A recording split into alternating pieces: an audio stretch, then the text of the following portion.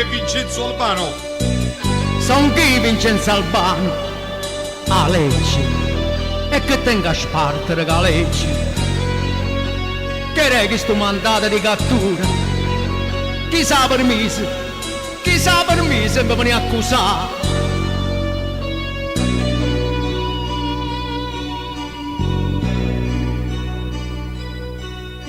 Una volta son che stata delinquente, campavo con le femmine perdute,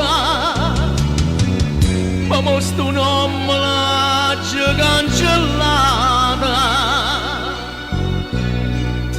dammi la vita non mi importa più cucù. Faticando onestamente, abbascio porte faccio scaricando, e questi sacrifici sono contenta, perché fatico solo per mamma. Non mi resta